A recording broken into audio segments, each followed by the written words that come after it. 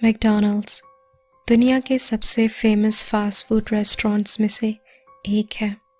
वहाँ का खाना ज़्यादा हेल्दी तो नहीं होता, हाँ मगर कन्वीनियंट बहुत होता है, क्योंकि मैकडॉनल्ड्स की सर्विस 24 आवर्स ओपन रहती है।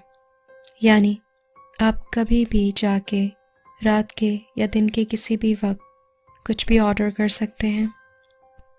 मगर कभी कभार देखने में इतनी फ्रेंडली दिखने वाली जगहों पर भी ऐसे अजीबोगरीब वाक़यात हो जाते हैं जिन्हें आप चाह के भी अपने दिल से नहीं निकाल सकते। ऐसा ही एक दिल दहला देने वाला वाक़या मेरे साथ पेश आया उस वक्त जब मैं 17 साल का था। ये 3 साल पुरानी बात है। उन दिनों मुझे जॉब की बहुत सख्त ज़रूरत थी, क्योंकि मुझे अपनी पढ़ाई पूरी करने के लिए फ़ीस के पैसे इकट्ठे करने थे।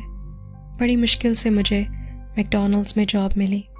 अपने बॉस को खुश करने के लिए मैं किसी भी टाइम नाइट शिफ्ट या मॉर्निंग शिफ्ट कितने भी घंटे काम करने के लिए रेडी था।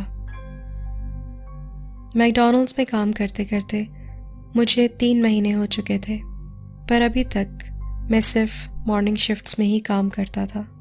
फिर एक दिन मेरे बॉस ने मुझे अपने कमरे में बुला के कहा, क्योंकि मुझे मैकडॉनल्ड्स में काम करते हुए अब काफ़ी एक्सपीरियंस हो गया है, इसलिए मैं अब नाइट शिफ्ट्स के लिए रेडी हूँ। मेरे बॉस ने मुझसे ये भी कहा कि नाइट शिफ्ट्स में यहाँ काफ़ी खामोशी होती है, मुझे इससे कोई प्रॉब्लम तो नहीं होगी। मैंने कहा नहीं, मुझे कोई प्रॉब्लम नहीं है। मेरे बॉस ने मुझसे कहा कि नेक्स्ट सैटरडे से मेरी पहली नाइट शिफ्ट स्टार्ट होगी, रात 12 बजे से सुबह के 5 बजे तक। मैं सैटरडे को ठीक 12 बजे मैकडॉनल्ड्स पहुंच गया। मेरे मैनेजर ने मुझे सारा काम समझाया। मुझे केचप, मेयोनीज और बारबेक्यू सॉस के बॉक्सेस फिल करने थे, फ्लोर साफ़ करना था और कस्टमर्स की टेबल साफ़ करनी थी। उसने मुझे काम की एक लंबी लिस्ट थमा दी। मैनेजर मुझे सारा काम समझा के घर चला गया।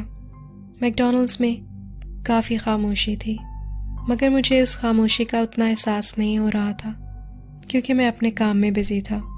बहुत सारा काम था जो मुझे ख़त्म करना था। काम करते करते टाइम का पता भी नहीं चला और रात के 2 बज गए। अजीब बात थी कि उस वक्त तक एक भी कस्टमर मैकडॉनल्ड्स में नहीं आया था, पर मुझे अपने काम से काम था। मैं चाहता था कि जल्दी से सब काम ख़त्म कर लूं, क्योंकि मुझे अगले दिन मैनेजर को रिपोर्ट देनी थी। मैं काउंटर पे कॉफ़ी के कप्स अरेंज कर रहा था कि अचानक मुझे ऐसा महसूस हुआ कि जैसे कोई मुझे देख रहा है। एक अजीब सा एहसास था, पर मैंने उस पर ज़्यादा ध्यान नहीं दिया और सोचा कि अभी रात में इस तरह जाग के काम करने का मुझे एक्सपीरियंस नहीं है, इसलिए मेरे जहन में ऐसे अजीबोगरीब ख्यालात आ रहे हैं। फिर अचानक मेरी नज़र बाहर खिड़की पे गई। जब मैंने खिड़की की तरफ देखा तो मुझे एक अजीब सा काला साया नज़र आया, जैसे कि बाहर कोई खड़ा है। पर मैंने सोचा शायद ये मेरा वहम है, इस वक्त यहाँ कौन हो सकता है। मैंने अपना ध्यान दोबारा काम की तरफ लगा दिया और कस्टमर्स की टेबल सेट करने लगा। थोड़ी देर बाद मेरा ध्यान बाहर खिड़की पे दोबारा गया। अब मुझे ऐसा लगा कि वो साया पहले से थोड़ा करीब आ चुका है, पर मैंने अपने आप को एहसास दिलाया कि ये सिर्फ मेरा वहम है, ऐसा कुछ नहीं हो रहा, ये सब नींद और थकन की वजह से हो रहा है। फिर मैंने डिसाइड किया कि मैं अब बाहर खिड़की की तरफ नहीं देखूंगा और बस अपने काम पे फोकस करूंगा। इसलिए मैं दोबारा से टेबल साफ़ करने में बिज़ी हो गया। अभी मैं टेबल साफ़ कर रहा था कि अचानक मुझे एक आवाज़ आई। I can see you.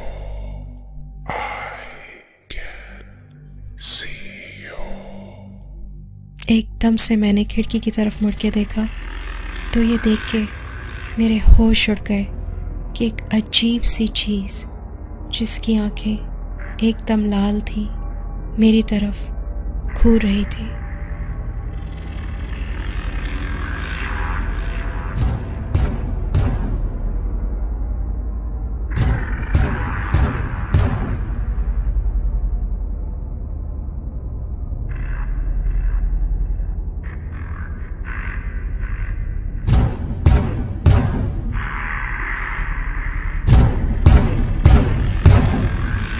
अब मैं वहाँ 1 मिनट नहीं रुक सकता था।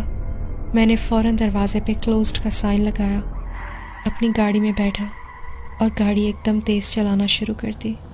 मैंने अपने मैनेजर को फ़ोन लगाया कि तबीयत ख़राब होने की वजह से मैं जल्दी घर जा रहा हूँ। मेरे मैनेजर ने कहा ठीक है, मैं घर जा सकता हूँ। मैं अपने मैनेजर को ये बताना नहीं चाहता था कि उस रात मेरे साथ क्या हुआ, क्योंकि मुझे नहीं लगता था कि वो मेरी बात का यकीन करेंगे। किसी भी तरह मैं गाड़ी चला के घर पहुँचा। घर पहुँचते ही मुझे सुकून और सेफ्टी का एहसास हुआ। उसी वक्त मैंने डिसाइड कर लिया था कि आज के बाद मैं मैकडॉनल्ड्स में नाइट शिफ्ट कभी नहीं करूँगा, चाहे मुझे दूसरी जॉब ही क्यों ना ढूंढनी पड़े।